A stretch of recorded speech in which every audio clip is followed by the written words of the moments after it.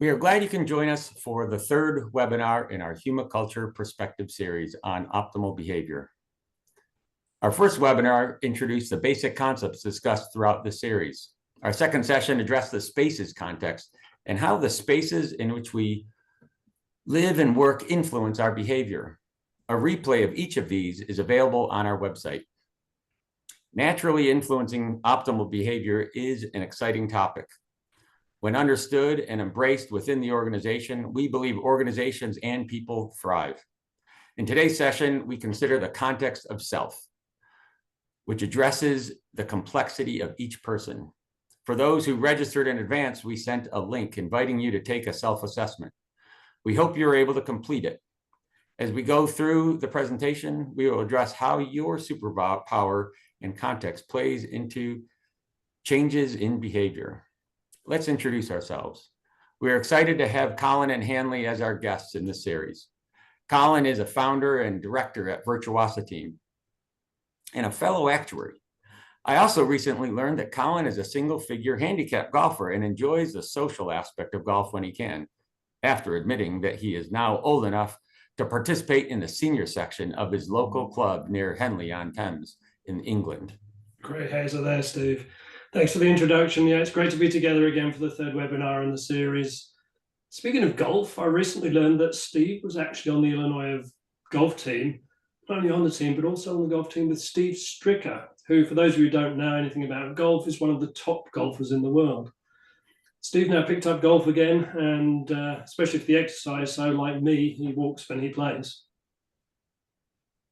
And Hanlie is also a founding director of Virtuosity. And I think we've shared with you in the past that she loves to travel, but something we didn't know is that she is also intermixed with all of those travels, working on her PhD. And that's focused on, among other things, several things that we'll be talking about here today. Thanks, Wes.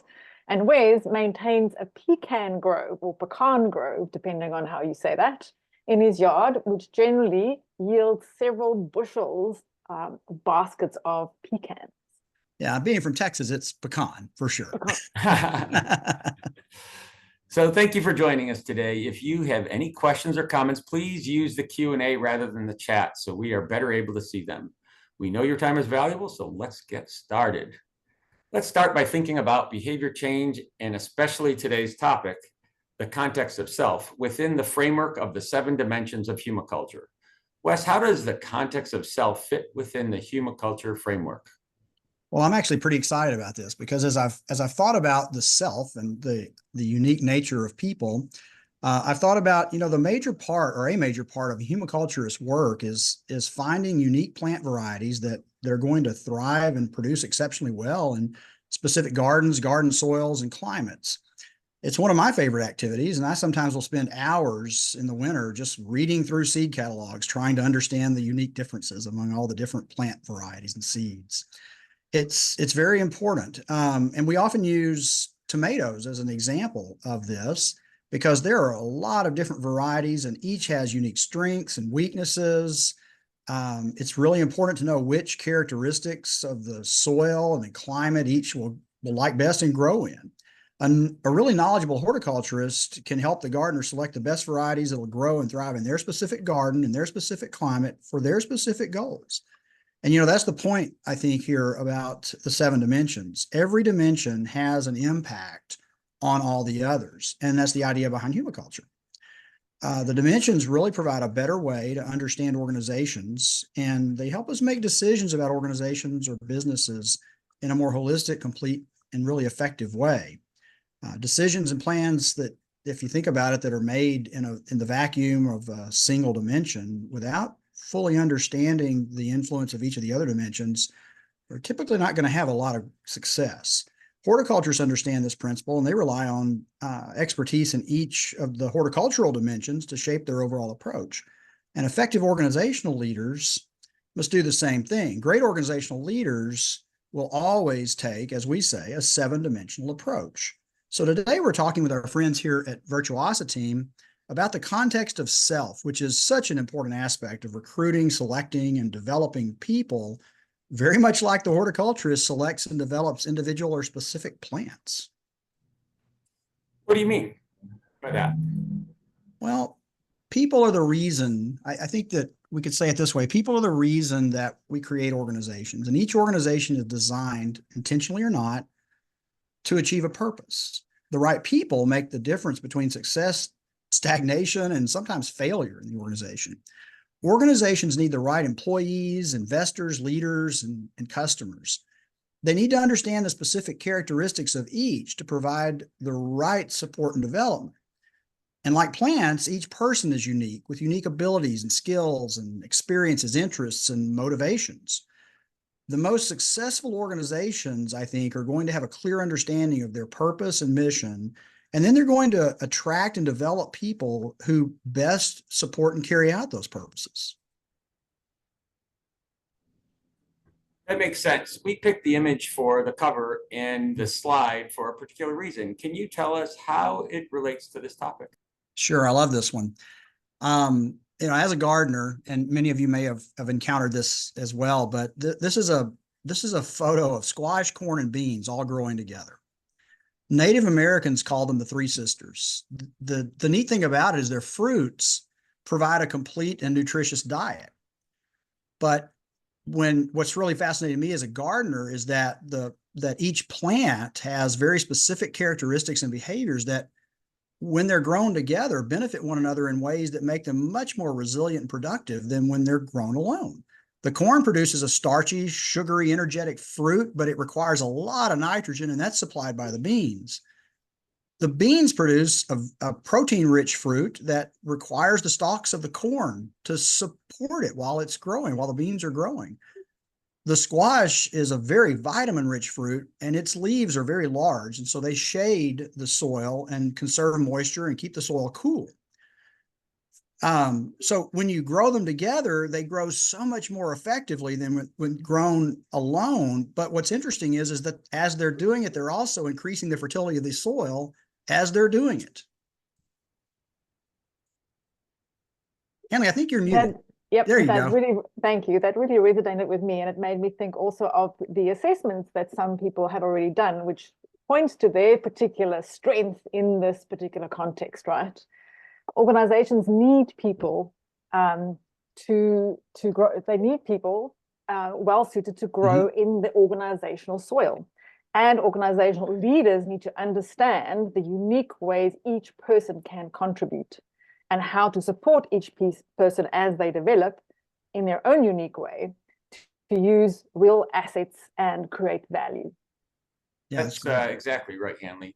So we are excited to delve into today's specific topic of behavior change and how that supports the people associated with our organizations.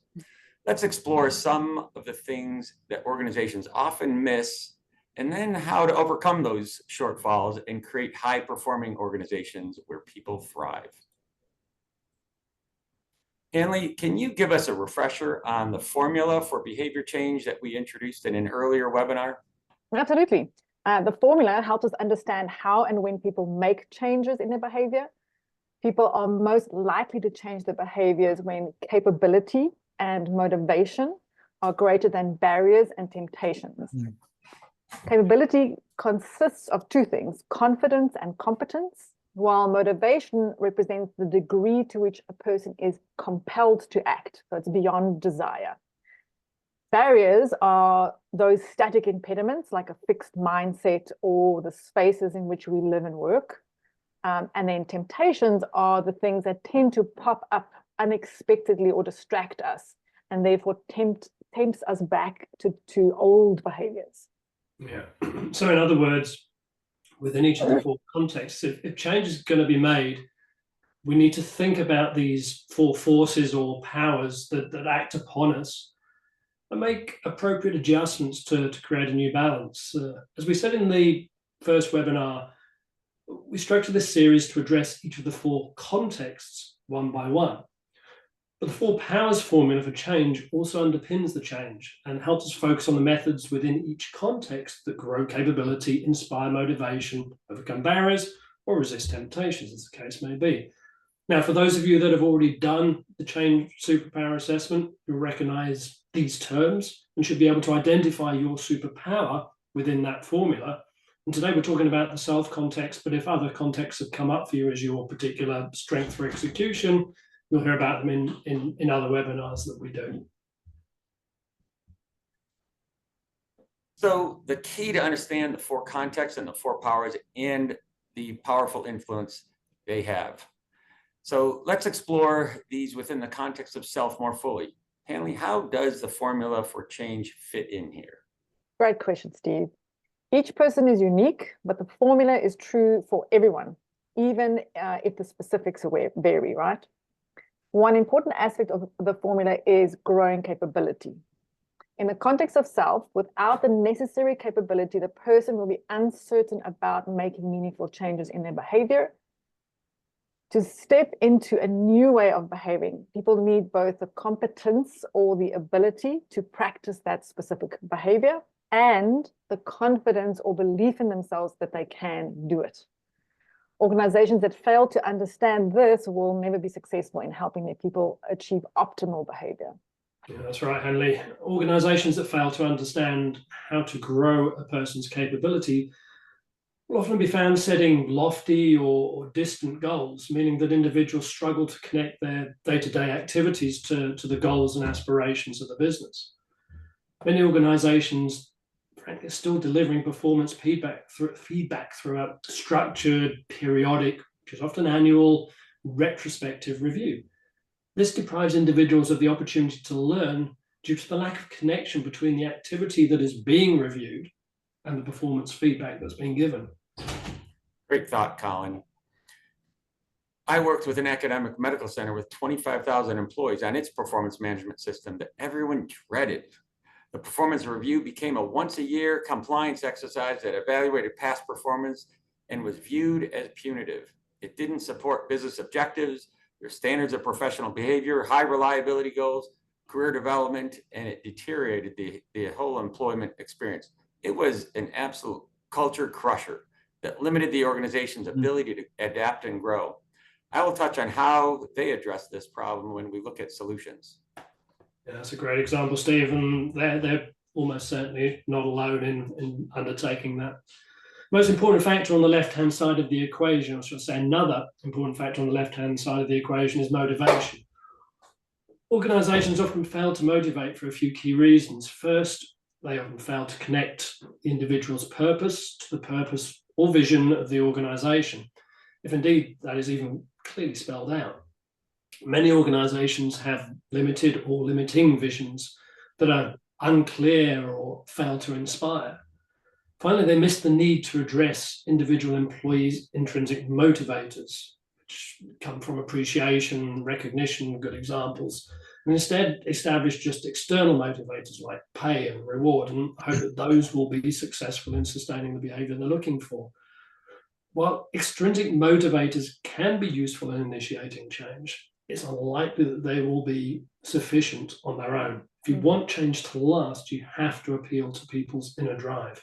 That's right, Colin. People will better connect with and be motivated by the organization's purpose or vision if it's transformational rather than linear.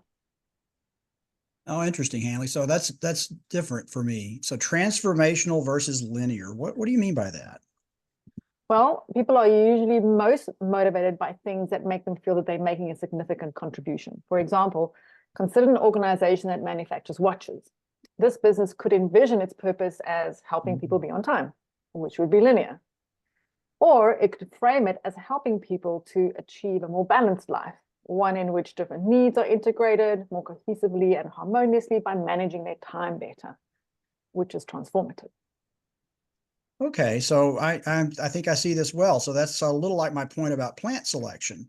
So if I'm thinking about things from the linear perspective, I'm just growing tomatoes, but a transformational goal would be growing tomatoes for Independence Day hamburgers. I'm going to have a great picnic.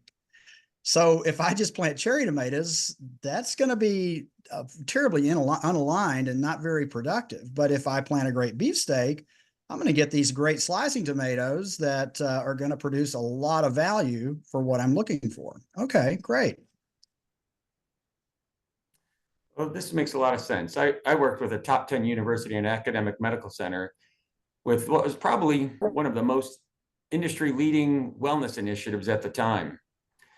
They were getting decent participation and could demonstrate impact, but it wasn't cultural, wasn't transformational, and it didn't have a direct tie to the mission and vision of the institution.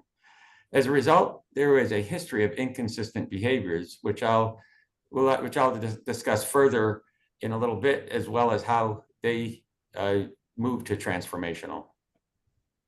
Great example of some missed opportunity here then to tap into that powerful transformational purpose.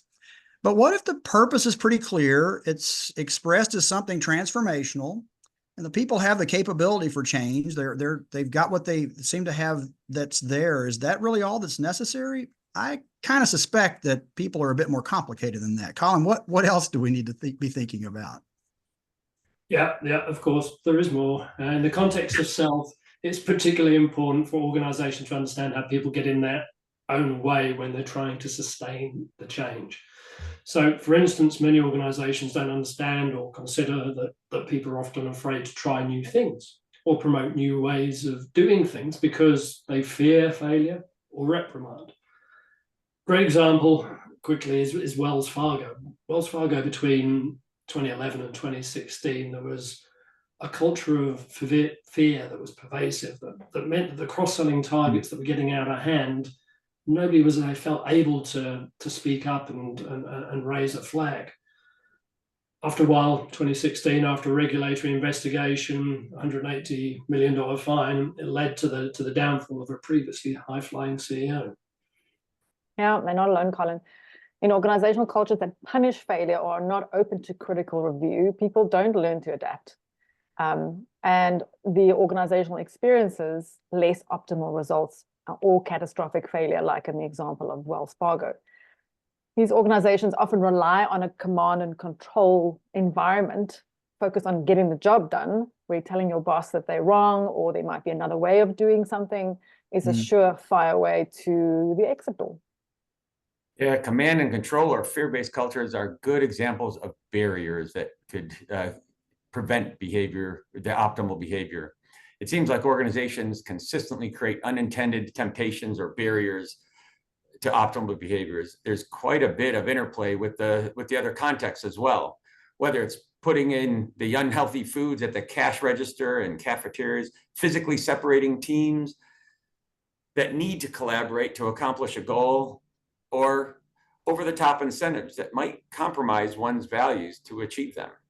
A quick funny anecdote related to the academic medical center I just discussed.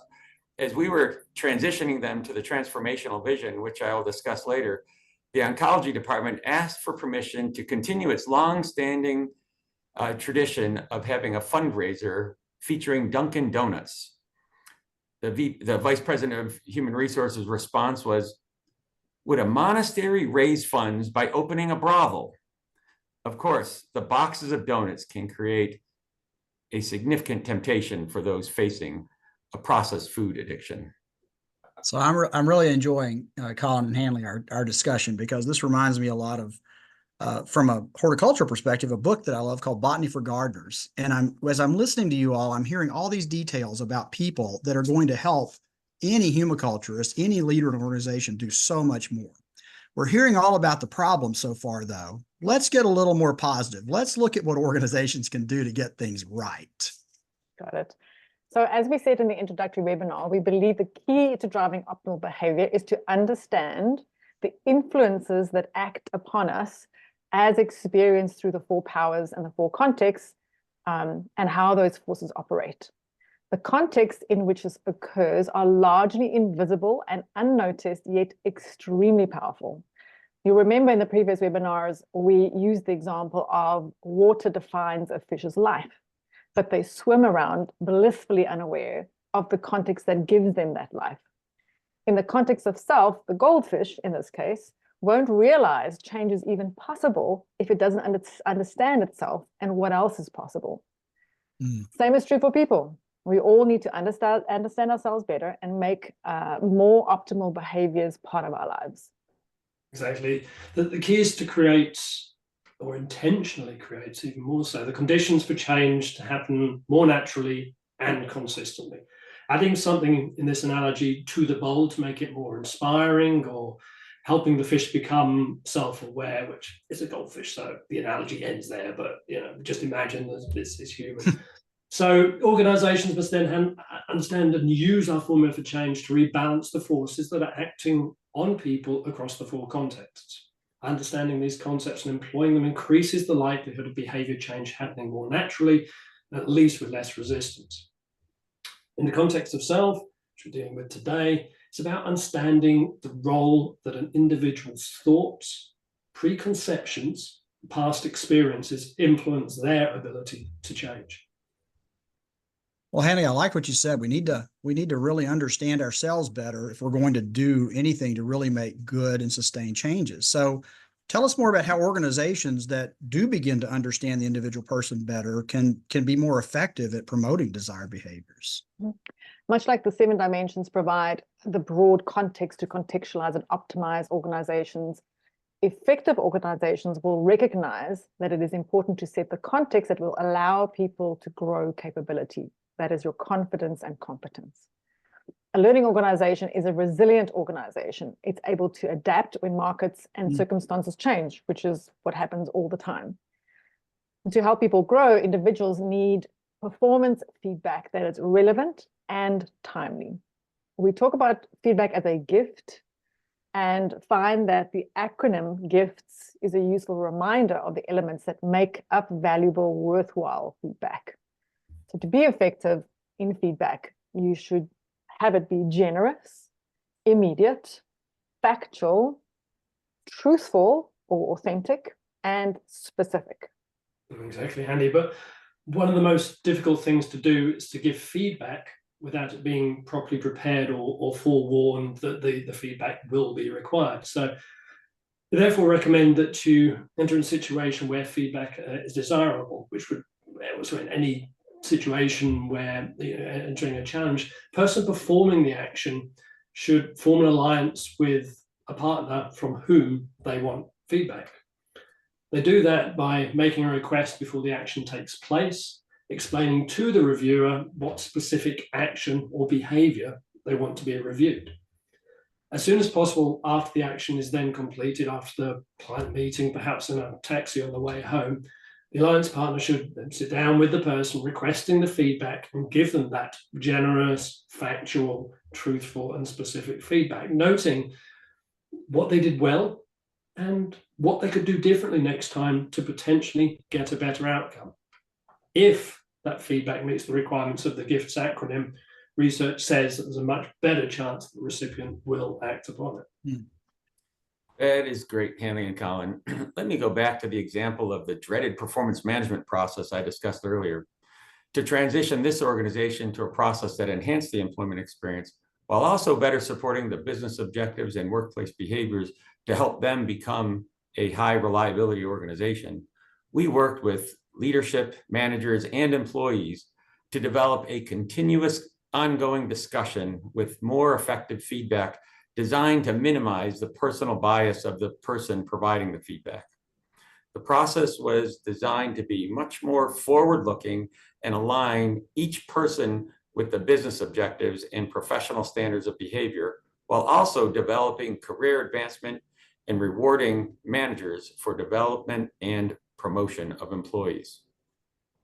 Yeah, I really like the point here about being immediate. If you let a garden get out of hand, it's really hard to catch up. If you let employees go a whole year, they're going to be really disappointed when you get the feedback to them finally.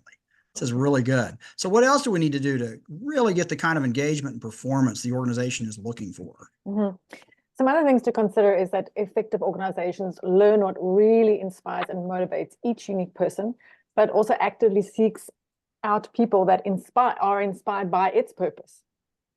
For an organization to perform optimally, you need people to display discretionary effort, which means putting in a little bit extra effort that's not strictly required, but simply makes sense for the person because it's fun.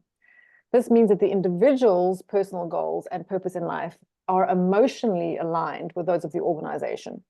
Given that the things that drive people change slowly, getting the right people on board and properly aligned to your vision is critical. Yeah, and for this reason, I think it's important for the organization to have a clear understanding of its purpose and to clearly articulate that purpose. Recruiting and developing the right people is so much easier when this is in place. Reminders about purpose should appear in formal communications that can be baked into to meeting agendas and should be widely spoken about by leadership.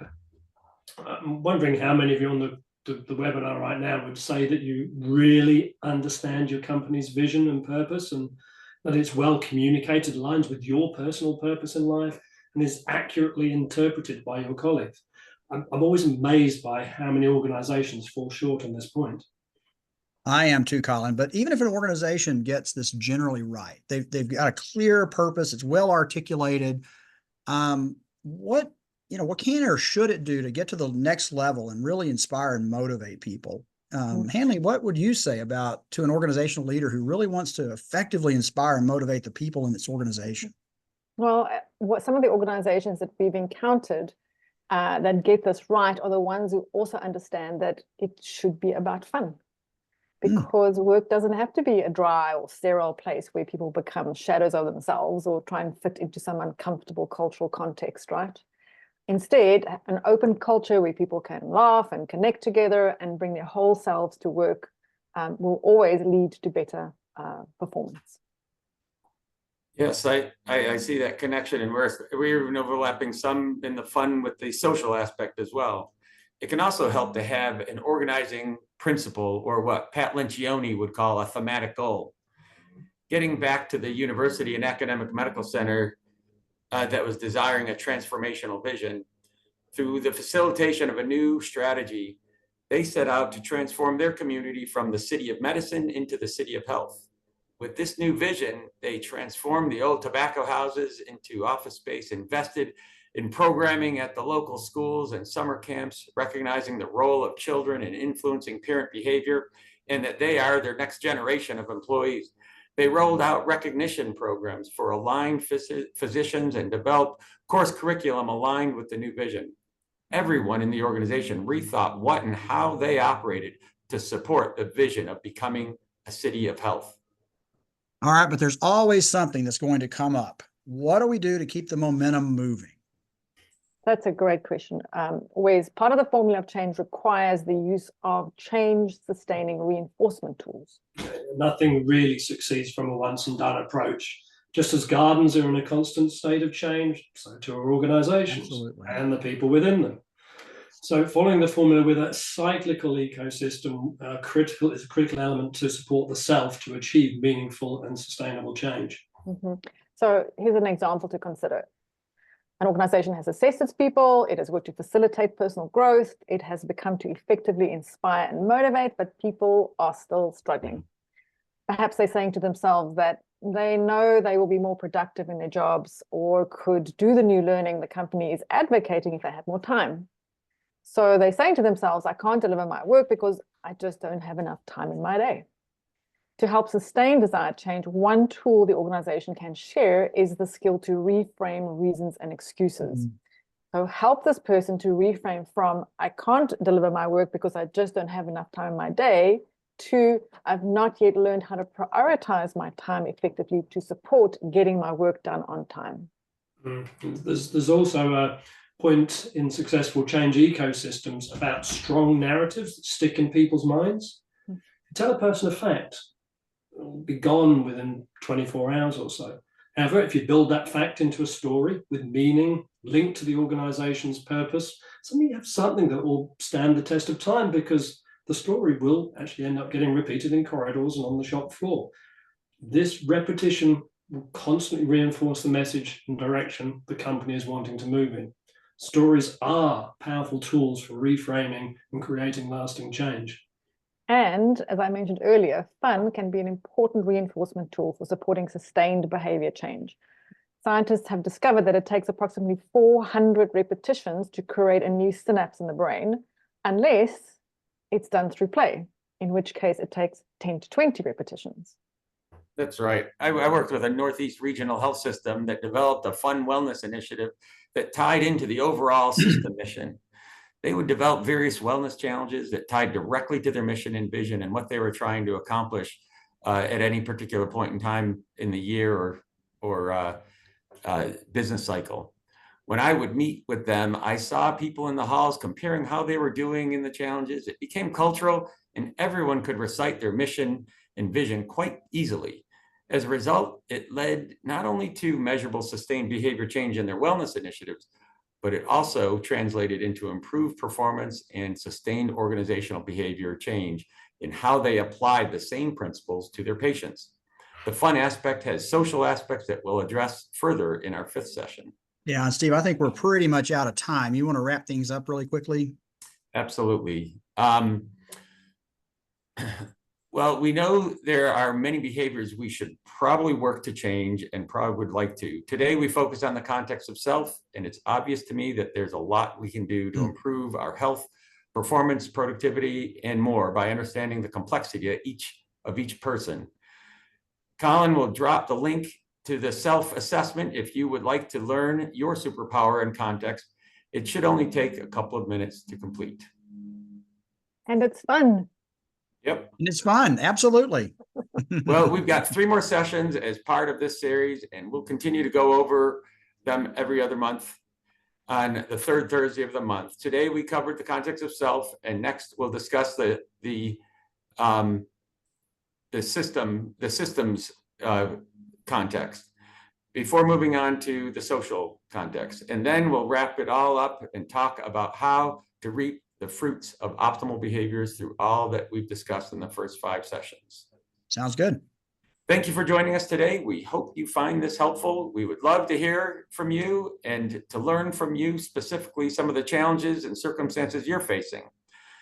Please remember to register for our next session in this series and complete the survey you will receive following the session. We value your feedback, and we do incorporate it into our sessions. Make it a great day. Thanks.